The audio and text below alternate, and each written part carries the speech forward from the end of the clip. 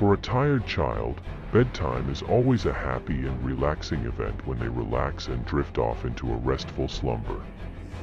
Some children complain when their parents force them to go to sleep before their bedtime. For me, bedtime was always a fearful and terrifying event that I dreaded every night. My fear of sleeping began when I was 8 years old. My parents moved me into my bedroom, a small and narrow room at the back of the house, just large enough for a bunk bed and a chest of drawers. It had only one window which looked out onto the back garden and didn't let in much light. It was the first time I had ever slept on my own, and from the very first night, I remember experiencing a strange feeling of unease.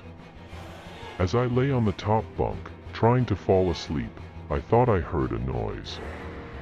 I couldn't be sure, but it seemed to be coming from the bottom bunk. The room was pitch black and the curtains on the window let in just enough light to make out vague shapes in the dark. At first, I wasn't sure what the noise was. Sometimes the bottom bunk was empty, but when I peered over the edge of my bed, I thought I saw something out of the corner of my eye. Something suddenly withdrew out of sight, into the bottom bunk. Something that did not wish to be seen. I lay there in disbelief, trying to convince myself that it was just my fevered imagination running wild. I turned to face the wall and closed my eyes, willing myself to fall asleep quickly. The rustling noise beneath me steadily increased until I couldn't ignore it anymore. Whatever was lurking in the bottom bunk began to toss and turn violently. Fear gripped my heart and I had a terrible sinking feeling in the pit of my stomach. My pulse was racing and I broke out into a cold sweat. I could hear the sheets thrashing back and forth below. Eventually, I couldn't take the tension anymore and cry out for my mother. Suddenly, the bunk bed began to shake violently, clattering against the wall. The bed sheets below me were still twisting and turning. I couldn't get out of bed in case the thing in the bottom bunk reached out and grabbed me. I imagined it pulling me by the ankle and the door finally burst open and my mother came in to calm me down. Tears were streaming down my face. She lay down in the empty bunk and promised to stay there until morning. Eventually, I was able to fall asleep. The next day, as I played in the backyard, I kept glancing up at my bedroom window. Each time, a chill ran down my spine and my hair stood on end. I felt like something was lurking in that room, watching me play and waiting for night to fall, so it could be alone with me again. I tried to tell my parents about it, but they wouldn't listen to me. They just dismissed my claims as childish fears of the dark, and when night arrived, they ushered me upstairs and forced me to get into bed. "Go to sleep," said my mother. "Stop being such a baby." I didn't protest. It was no use. I resigned myself to my fate, climbed up to the top bunk, got under the covers, and waited. Lying there in the darkness, alone and frightened, I heard the quiet rustling of bed sheets and knew it was starting again. But, this time, it was different. I heard the sound of slow, rasping breathing coming from the bottom bunk. The soft, labored wheezing made me shudder. Only a flimsy mattress separated me from whatever was lurking below. Lying there, paralyzed with fear, I just wanted the thing to leave me alone. Its labored breathing became louder and louder.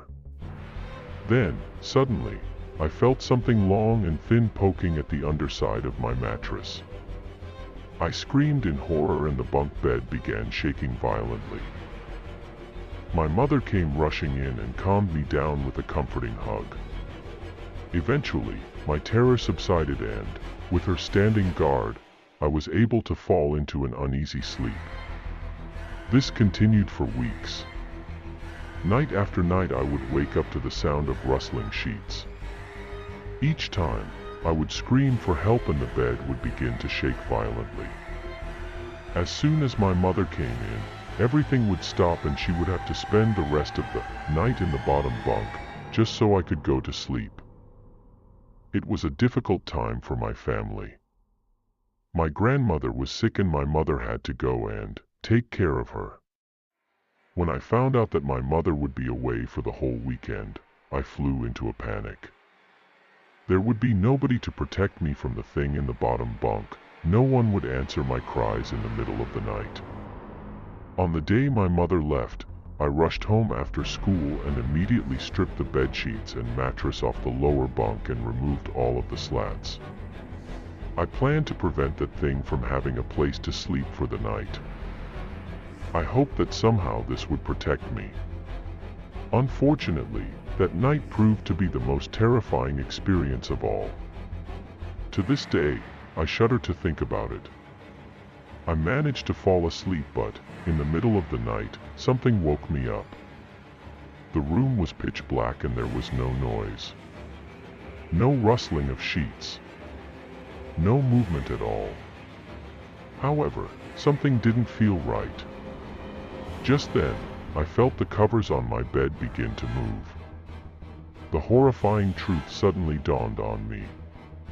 The wretched thing that had terrorized me night after night was not in the bottom bunk. It was in my bed. I opened my mouth and tried to scream, but nothing came out. My eyes were wide with terror and I lay motionless, barely able to breathe. I didn't want to let it know I was awake. I rolled over on top of me and I felt its weight pressing down on me. I will never forget that awful feeling. Hours passed and I lay there motionless, in the darkness, too frightened to move a muscle. I wanted to cry, but no tears would come out. Finally, I reached my breaking point and couldn't bear it a moment longer.